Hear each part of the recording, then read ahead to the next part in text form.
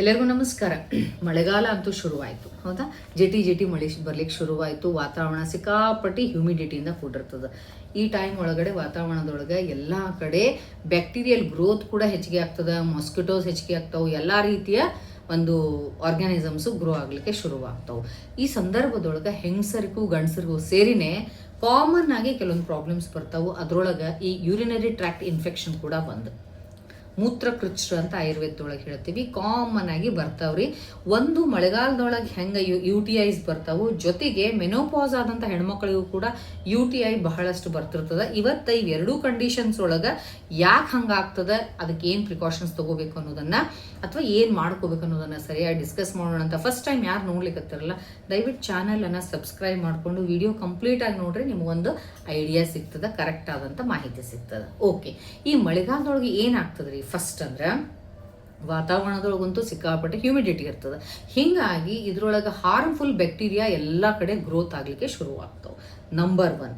Second thing, ನಾವೇನು ಮಾಡ್ತೀವಿ ಅಂದರೆ ಹಸಿ ಇರ್ತಾವೆ ಬಟ್ಟೆಗಳು, ಸ್ವಲ್ಪ ಹಸಿ ಇದ್ರೂ ಕೂಡ ಅವ್ನು ಕಂಪ್ಲೀಟಾಗಿ ಒಣಗಿಸ್ಕೊಳ್ಳಿಕ್ಕೆ ಹೋಗಂಗಿಲ್ಲ, ಅವನ್ನ ಹಾಕೊಂಡ್ಬಿಡ್ತೇವೆ. ಮೈ ಕಾವಿಗೆ ಅದು ಒಣಗ್ತದೆ ಬಿಡು, ಮೈ ಮೇಲೆ ಹಾಕೊಂಡು ಅಂತ ತಿಳ್ಕೊಂಡು ಎಷ್ಟೋ ಜನ ಅವಸರದೊಳಗೆ ಹಸಿ ಬಟ್ಟೆಗಳನ್ನೇ ಹಾಕೊಂಡು ಓಡಾಡ್ತಿರ್ತಾರೆ. ಇದು ಬಹಳ ಸೂಕ್ಷ್ಮ ಅನಿಸ್ಬೋದು, ಬಟ್ ಎಲ್ಲರೂ ಮಾಡುವಂಥ ಮಿಸ್ಟೇಕ್. ಸ್ವಲ್ಪ ಅದು ತಂಪಿದ್ರೂ ಕೂಡ ಅದನ್ನ ಹಾಕ್ಕೊಂಡು ಓಡಾಡೋದ್ರಿಂದ ಫಸ್ಟ್ ನಮ್ಮ ದೇಹದೊಳಗೆ ಸ್ವೆಟ್ ಗ್ಲ್ಯಾಂಡ್ಸು ಸ್ವೆಟ್ ಸಿಕ್ರಿಷನ್ಸ್ ಮಾಡ್ತಿರ್ತಾವೆ. ಅದ್ರ ಜೊತೆಗೆ ಈ ಡ್ಯಾಂಪ್ನೆಸ್ಸು ಎರಡೂ ಕೂಡಿ ಬ್ಯಾಕ್ಟೀರಿಯಲ್ ಗ್ರೋತಿಗೆ ಒಳ್ಳೆ ಅಟ್ಮಾಸ್ಫಿಯರ್ ಕೊಟ್ಟಂಗೆ ಆಗ್ತದೆ. ಎಸ್ಪೆಷಲಿ ಜೆನೈಟಲ್ ಆರ್ಗನ್ಸ್ ಸುತ್ತಮುತ್ತಲು ಏನಾಗ್ಬಿಡ್ತದೆ ರೀ, ಈ ಕೊಲೈ ಅನ್ನುವಂತಹ ಬ್ಯಾಕ್ಟೀರಿಯಾ, ಹಾರ್ಮ್ಫುಲ್ ಬ್ಯಾಕ್ಟೀರಿಯಾ ರ್ಯಾಪಿಡ್ ಆಗಿ ಗ್ರೋತ್ ಆಗ್ಲಿಕ್ಕೆ ಶುರು ಆಗ್ತದೆ. ಇದರಿಂದ UTI ಈಸಿಯಾಗಿ ಬರ್ತದೆ ನಮ್ಗೆ, ಅಂದರೆ ಯೂರಿನರಿ ಟ್ರ್ಯಾಕ್ಟ್ ಇನ್ಫೆಕ್ಷನ್ ಈಸಿಯಾಗಿ ಬರ್ತದೆ. ಇದು ಒಂದು ರೀಸನ್. ಆದರೆ ಇನ್ನೂ ಒಂದು ಬಹಳ ಇಂಪಾರ್ಟೆಂಟು, ವೇಗಧಾರಣ ಅಂತ ಹೇಳ್ತೀವಿ. ಆಯುರ್ವೇದದೊಳಗೆ ಬಹಳ ಚಂದ ಎಕ್ಸ್ಪ್ಲೇನ್ ಮಾಡ್ಯಾರ ನಮ್ಮ ಆಚಾರ್ಯರು. ಏನಪ್ಪ ಅಂದರೆ ಮಲ, ಮೂತ್ರ ಮತ್ತು ಅಶ್ರು, ಅಂದರೆ ಮಲ ವಿಸರ್ಜನೆ ಮತ್ತು ಮೂತ್ರ ವಿಸರ್ಜನೆ ಮತ್ತು ಕಣ್ಣೀರನ್ನು, ಈ ಮೂರೂ ನೀವು ವೇಗ ಧಾರಣ ಮಾಡ್ಕೋಬೇಡ್ರಿ, ಅಂದ್ರೆ ಕಂಟ್ರೋಲ್ ಮಾಡ್ಕೊಳಿಕ್ಕೆ ಹೋಗ್ಬೇಡ್ರಿ. ಅವು ಬಂದಾಗ ನೀವು ಅವನ್ನ ಹೊರಗೆ ಹಾಕಿಬಿಡ್ಬೇಕು. ಅದೆಲ್ಲ ಬಿಟ್ಟು ಇಲ್ಲ ನಂಗೆ ಈ ಯೂರಿನ್ ಬಂದದನ್ನು ಹೋಗಂಗಿಲ್ಲ, ನಾನು ಅಲ್ಲಿ ಹೋಗಿನ ಯೂರಿನೇಷನ್ ಹೋಗ್ತೀನಿ, ಇಲ್ಲಿ ಹೋಗ್ತೀನಿ ಅಂತ ತಿಳ್ಕೊಂಡು ಎಷ್ಟೋ ಜನರಿಗೆ ಇರ್ತದೆ, ಹೊರಗಡೆ ಒಟ್ಟ ಹೋಗೋದೇ ಇಲ್ಲ. ಹೀಗೆಲ್ಲ ಮಾಡೋದ್ರಿಂದ ಯೂರಿನನ್ನು ಬಹಳ ಹೊತ್ತು ನೀವು ಕಂಟ್ರೋಲ್ ಮಾಡ್ಕೊಳ್ಳೋದ್ರಿಂದ ಏನಾಗ್ತದೆ, ಫಸ್ಟು ಬ್ಲ್ಯಾಡರ್ ಮಸಲ್ಸ್ ಮೇಲೆ ಪ್ರೆಷರ್ ಬೀಳ್ತದೆ, ಅಲ್ಲಿ ಬ್ಲ್ಯಾಡರ್ ಮಸಲ್ಸ್ ವೀಕ್ ಆಗ್ತಾವು. ಜೊತೆಗೆ ಅಲ್ಲಿ ಅಗೇನ್ ಹೇಳಿದ್ನಲ್ಲ, ಹಾರ್ಮ್ಫುಲ್ ಬ್ಯಾಕ್ಟೀರಿಯಾ ಈ ಕೊಲೈ ಸಿಕ್ಕಾಪಟ್ಟಿ ರ್ಯಾಪಿಡ್ ಆಗಿ ಮಲ್ಟಿಪ್ಲಿಕೇಶನ್ ಆಗ್ಲಿಕ್ಕೆ ಶುರು ಆಗ್ತದೆ. ಒಂದ್ಸರಿ ಬ್ಲ್ಯಾಡರ್ ಒಳಗೆ ಇದೆಲ್ಲ ಸಮಸ್ಯೆ ಶುರುವಾಯಿತು ಅಂದರೆ ಇದು ಕಿಡ್ನಿಗೆ ಅಫೆಕ್ಟ್ ಆಗ್ತದೆ, ನಿಮಗೆ UTI ಆರಾಮಾಗಿ ಬರ್ತದೆ. ಇದನ್ನು ಹೆಂಗಸರು ಮಾಡ್ತಾರೆ, ಗಂಡಸರು ಮಾಡ್ತಾರೆ, ದಯವಿಟ್ಟು ಇದನ್ನು ಮಾಡಲಿಕ್ಕೆ ಹೋಗ್ಬಾರ್ದು.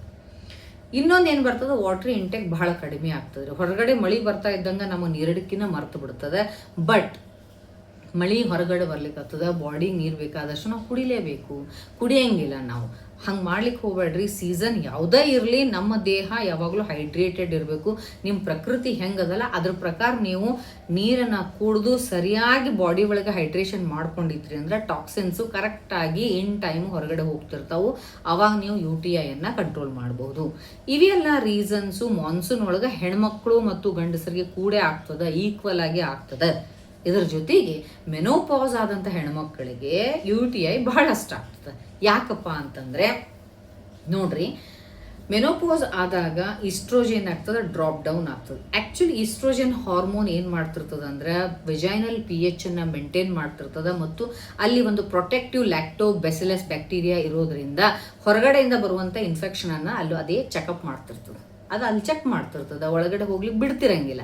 ಬಟ್ ಯಾವಾಗ ಮೆನೋಪಾಸ್ ಆಯಿತು ಅಥವಾ ಪೆರಿಮೆನೋಪಾಸ್ ಒಳಗೆ ಹೆಣ್ಮಕ್ಳಿದ್ದಾಗ ಏನಾಗ್ತದೆ, ಈಸ್ಟ್ರೋಜನ್ ಡ್ರಾಪ್ ಆಗೋದ್ರಿಂದ ಅಲ್ಲಿ ನಮಗೆ ಲ್ಯಾಕ್ಟೋಬೆಸಿಲಸ್ ಬ್ಯಾಕ್ಟೀರಿಯಾ ಲಾಸ್ ಆಗ್ತಾವು, ವಿಜೈನಲ್ ಥಿನ್ನಿಂಗ್ ಆಗ್ಲಿಕ್ಕೆ ಶುರು ಆಗ್ತದೆ ಮತ್ತು ಡ್ರೈನೆಸ್ ಶುರು ಆಗ್ತದೆ. ಇವೆರಡೂ ಆಗೋದ್ರಿಂದ ಆಕೆಗೆ ಪದೇ UTI ಬರ್ಲಿಕ್ಕೆ ಶುರು ಆಗ್ತದೆ. ಅವಾಗ ಏನಾಗ್ತದೆ ರೀ, ಪೇನ್ಫುಲ್ ಯೂರಿನೇಷನ್ ಆಗ್ತದೆ, ಇಚ್ಚಿಂಗ್ ಇರ್ತದೆ ಮತ್ತು ಬರ್ನಿಂಗ್ ಇರ್ತದೆ, ವಿತ್ ವೈಟ್ ಡಿಸ್ಚಾರ್ಜ್ ಆಗ್ಬೋದು ಸಮ್ಟೈಮ್ಸ್. ಹಿಂಗೆ ಪೆರಿಮೆನೋಪಾಸಲ್ ಟೈಮ್ ಒಳಗೆ ವೈಟ್ ಡಿಸ್ಚಾರ್ಜ್ ಇರ್ತದೆ. ಮೆನೋಪಾಸ್ ಆದಮೇಲೆ ಯೂಶುವಲಿ ವೈಟ್ ಡಿಸ್ಚಾರ್ಜ್ ಇರೋದಿಲ್ಲ, ವಿಪರೀತವಾದ ಡ್ರೈನೆಸ್ ಇರ್ತದೆ. ಇವೆಲ್ಲ ಇದ್ದಾಗ ಹೆಣ್ಮಕ್ಳಿಗೆ UTI ಆರಾಮಾಗಿ ಆಗ್ತದೆ. ಮತ್ತು ಇಂಥ ಹೆಣ್ಮಗಳು ಯೂರಿನನ್ನು ಕಂಟ್ರೋಲ್ ಬೇರೆ ಮಾಡ್ಕೊತಿದ್ಲಂದ್ರೆ ಅದೊಂದು ಆ್ಯಡ್ ಆನ್ ಆಗ್ತದೆ ಟಾಕ್ಸಿನ್ಸ್ ಹೆಚ್ಚಿಗೆ ಆಗಲಿಕ್ಕೆ.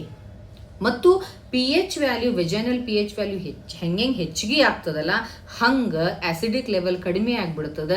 ಅವಾಗ ಅಲ್ಲಿ ನಮಗೆ ಹಾರ್ಮ್ಫುಲ್ ಬ್ಯಾಕ್ಟೀರಿಯಾ ಸಿಕ್ಕಾಪಟ್ಟಿ ಗ್ರೋತ್ ಆಗ್ಲಿಕ್ಕೆ ಶುರು ಆಗ್ತಾವೆ.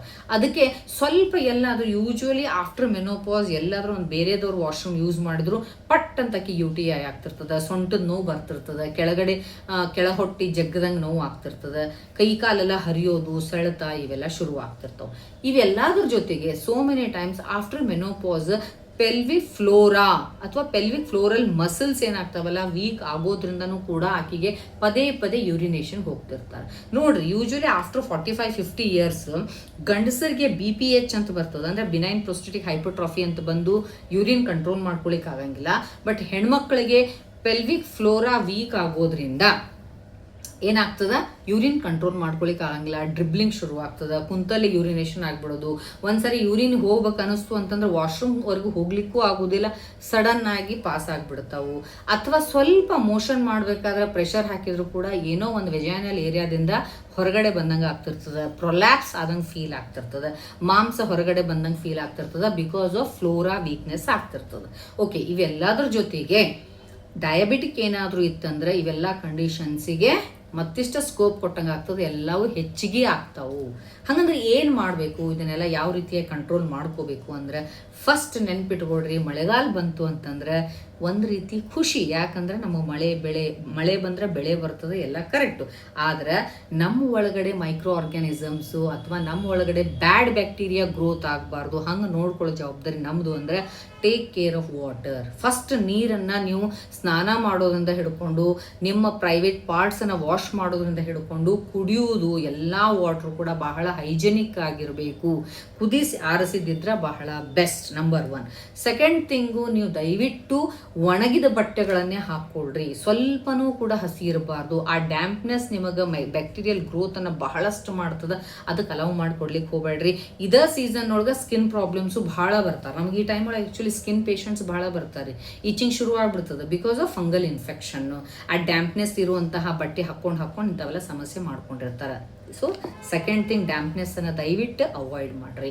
ಮೂರನೇದು, ಯೂರಿನ್ ಕಂಟ್ರೋಲ್ ಬಹಳ ಹೊತ್ತು ಮಾಡ್ಕೊಳಿಕ್ ಹೋಗ್ಬೇಡ್ರಿ. ಟೈಮ್ ಟು ಟೈಮ್ ದಯವಿಟ್ಟು ಯೂರಿನ್ ಬಂದ ತಕ್ಷಣ ಅದನ್ನು ಪಾಸ್ ಮಾಡ್ರಿ, ಅದನ್ನು ಹೊರಗೆ ಹಾಕಿಬಿಡ್ರಿ. ಅವಾಗ ನಿಮ್ಗೆ ಎಂಡೋಟಾಕ್ಸಿನ್ಸು ಕರೆಕ್ಟಾಗಿ ಹೊರಗಡೆ ಹೋಗ್ಬಿಡ್ತಾವು.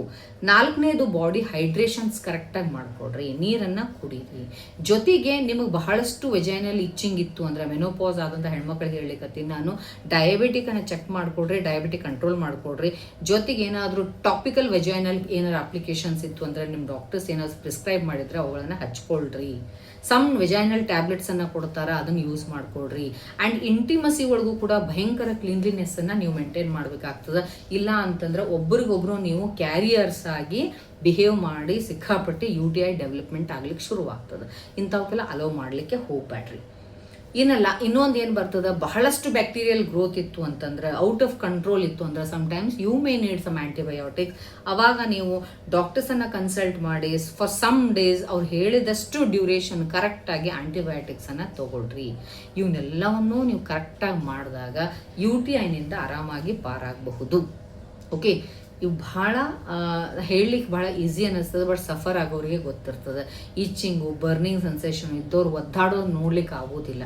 ಅದಕ್ಕೋಸ್ಕರ ಯಾಕೆ ಆಗ್ಲಿಕ್ಕತ್ತದ ಅನ್ನೋದನ್ನು ಫಸ್ಟ್ ಡಯಾಗ್ನೋಸಿಸ್ ಪ್ರಾಪರ್ ಆಗಬೇಕು.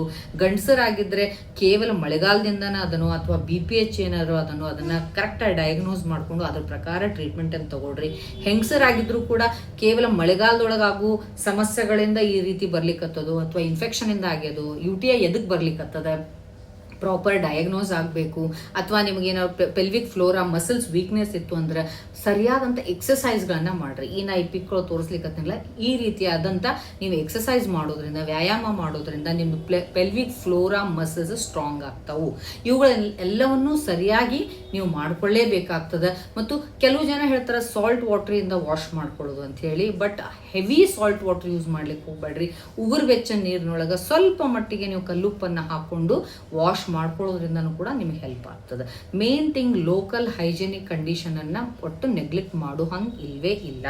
ಬಟ್ ಯಾವಾಗ ನೀವು ಸಿವಿಯರ್ ಆಗ್ತದಪ್ಪ ಅಥವಾ ಯಾವಾಗ ಎಮರ್ಜೆನ್ಸಿ ಬರ್ತದಂದ್ರೆ, ಒಂದು ಯೂರಿನ್ ಒಳಗೆ ಏನಾದರೂ ಬ್ಲಡ್ ಪಾಸ್ ಮಾಡೋಕ್ಕೆ ಶುರು ಮಾಡಿದ್ರೆ, ಅಥವಾ ಕೆಳಹೊಟ್ಟೆ ವಿಪರೀತವಾಗಿ ಪೇನ್ ಬರ್ಲಿಕ್ಕತ್ತು ಅಂದ್ರೆ, ಸೊಂಟದಿಂದ ಕೆಳಗಡೆ ವಿಪರೀತ ನೋವು ಇತ್ತು ಅಂದ್ರೆ, ಫೀವರ್ ಬರ್ತಿತ್ತು ಅಂದ್ರೆ, ಬಿಟ್ಟು ಜ್ವರ ಬರೋಕ್ಕೆ ಶುರುವಾಯಿತು, ವಿತ್ ಚಿಲ್ಸ್ ನಡುಗು ಬರ್ತಿತ್ತು ಅಂತಂದ್ರೆ, ನೀವು ಡಾಕ್ಟರ್ಸನ್ನು ಕನ್ಸಲ್ಟ್ ಮಾಡಲೇಬೇಕಾಗ್ತದೆ. And take proper treatment according to your ಪ್ರಕೃತಿ. ಆಯ್ತು, ಅರ್ಥ ಆಯಿತು ಅಂದ್ಕೊಂಡೇನಿ. ನಾವು ಅಂದ್ಕೊಂಡಷ್ಟು ಈಸಿ ಅಲ್ಲ, ಪ್ರತಿಯೊಂದು ಸೀಸನ್ನು ನಮ್ಮ ಮೇಲೆ ಇಫೆಕ್ಟ್ ಆಗ್ತಿರ್ತದೆ. ಅದಕ್ಕೆ ಹೇಳೋದು, ಅದ್ರ ತಕ್ಕಂಗೆ ನಾವು ಬದಲಾಗಬೇಕು. ನಾವು ನಿಸರ್ಗದ ಜೊತೆಗೆ ಪೈಪೋಟಿ ಮಾಡ್ಲಿಕ್ಕೆ ಸಾಧ್ಯವಿಲ್ಲ. ನಿಸರ್ಗಕ್ಕೆ ನಾವು ಶರಣಾಗಬೇಕಾಗ್ತದೆ. ಅದು ಹೆಂಗೆ ಹೇಳ್ತದೆ ಹಂಗೆ ಕೇಳ್ಕೊಂಡು ಹೋದರೆ ಡೆಫಿನೆಟ್ಲಿ ನಮಗೆ ಒಳ್ಳೆಯ ಆರೋಗ್ಯವನ್ನು ಕೊಡ್ತದೆ. ನಾ ಹೇಳಿರೋ ಪಾಯಿಂಟ್ಸ್ ನಿಮ್ಗೆಲ್ಲರಿಗೂ ಲೈಕ್ ಆಗಿತ್ತು ಅಂತಂದ್ರೆ ದಯವಿಟ್ಟು ಚಾನೆಲನ್ನು ಸಬ್ಸ್ಕ್ರೈಬ್ ಮಾಡಿಕೊಡ್ರಿ, ಲೈಕ್ ಮಾಡಿರಿ, ಮತ್ತು ನಿಮ್ಮ ಎಲ್ಲ ಫ್ರೆಂಡ್ಸ್ಗೂ ಇದನ್ನು ಶೇರ್ ಮಾಡಿರಿ, ಯೂಸ್ ಆಗ್ತದೆ. Okay, thank you very much.